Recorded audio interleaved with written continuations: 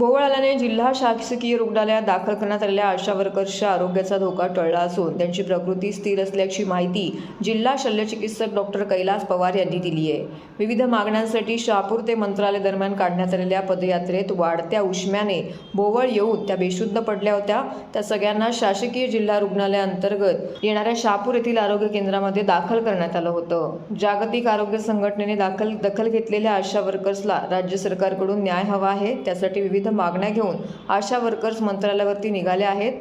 पदयात्रा काढून त्या सरकारचे लक्ष वेधून घेत आहेत। ही पदयात्रा ठाण्याकडे येत असताना अनेकांना भोवळ आल्याने त्या बेशुद्ध पडल्या, अनेकांना श्वास घेण्याचा त्रास झाला।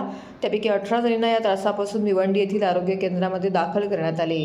तिथे 12 जणींवरती उपचार सुरू करून त्यांना डिस्चार्ज देण्यात आले, तर 6 जणांची प्रकृती खालावल्याने त्यांना ठाणे जिल्हा सामान्य रुग्णालयामध्ये हलवण्यात आले। या ठिकाणी त्यांच्यावरती उपचार सुरू असून त्या धोक्याच्या बाहेर आल्याचं जिल्हा शल्यचिकित्सक डॉक्टर कैलास पवार यांनी सांगितलं। दरम्यान जिल्हा रुग्णालयात त्यांची योग्य काळजी घेऊन त्यांना बरं करण्यात आल्याने उपचार घेत असलेल्या आशा वर्कर्स आणि इतरांनी डॉक्टर कैलास पवार यांचे आभार मानले। आपल्याकडे काल या भिवंडीवरनं चालत येत असताना काही लोकांना चक्कर येऊन पडल्या, काहींना त्रास व्हायला लागला, तर आपण तात्काळ आपली टीम त्यांच्यासोबत होतीच।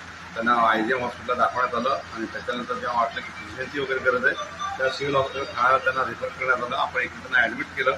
ऑब्व्हियसली आम्ही त्या सुप्रिटेंडन्सी डॉक्टरांशी बोलवतो म्हणून त्यांना इकडे बोलवलं आहे। आणि हा जो वार्ड बघाल आपण आशाचा मोठा मोर्चा इथे आलेला आहे। त्या आशा वर्करसाठीच हा वार्ड आपण तयार केला। जवळपास आपण 150 बेडची तयारी केलेली आहे आणि जास्त जर कोणाला लागलं तर आपण जवळपास 2 बेड पण देणार आहे। तर काही समजा आजारी पडलेच लोक तर त्यांना सगळ्यांना मेडिकल व्यवस्था प्रॉपरली मिळावी ही आमची तळमळ आहे। आणि त्या दृष्टीने काल आम्ही या 6 लोकांना ॲडमिट केलं होतं, त्यांना व्यवस्थित ट्रीटमेंट केली। आताही त्या बोलते ते खरोखर खुशी हॉस्पिटल आशीर्वाद देत आहे, सगळ्या स्टाफनी त्यांना मदत केली।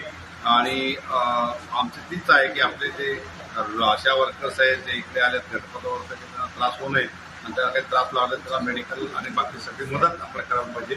आणि आताही ते ठाण्याला जे बोर्ड नाक्यावर थांबलेलं आहे तिकडे आपली जवळपास रात्री आम्ही 14 ॲम्ब्युलन्सेस उभे करून ठेवली होती। 5 डॉक्टरच्या टीम होत्या, आता आपल्याकडे 5 डॉक्टरच्या टीम आणि 10-12 ॲम्ब्युलन्सेस तिकडे उभ्या केलेल्या आहेत।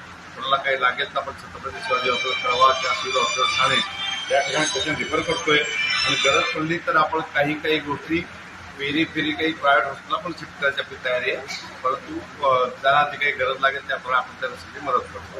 संजय धनगर, मी अनगाव PSC मध्ये काम करते, राहते मिटपाडा शेलार।